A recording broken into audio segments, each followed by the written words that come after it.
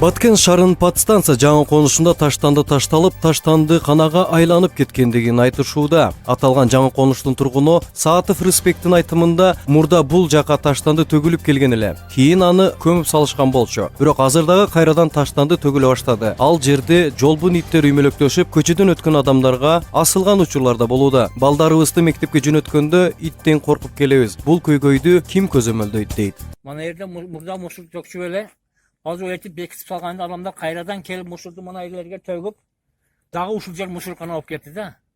Чымындар көбөйүп атат, азыр дагы онча чымындар келет. Мусорду кап келип ушул жерге төгүп атат, мына мурдагы жайына төкпөй эле, мына жолдун боюна.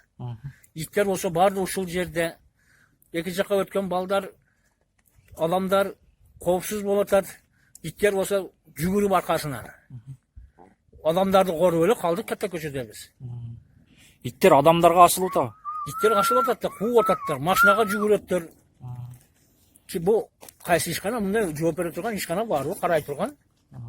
Бул жаш балдарга иттер тийишкен күндөр болду? Болуп атат да. Айтып берсеңиз.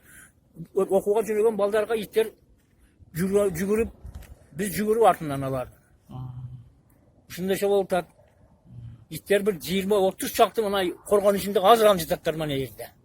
Ал эми Баткен тазалык ишканасынын директору Дамирбек Назаровдун айтымында бул аймакта буга чейин таштанды ташталып келгени анык. Бирок үстүздөгү жылдын июль айында таштанды ташталган жерлер көмүлүп, учурда шаардан 12 километр алыс аралыктагы 25 гектар жер аянты мэриядан бөлүнүп, таштандылар ошол жакка ташталууда. Ал эми бүгүнкү күндө түн ичинде жашырынып белгисиз адамдар таштанды төгүп баштаптыр. Бул маселени квартал башчылары менен биргеликте түшүндүрүү иштерин жүргүзүп, эгер андан кийин да кайталана турган болсо, чара көрүү жагында караштырарын билдирди.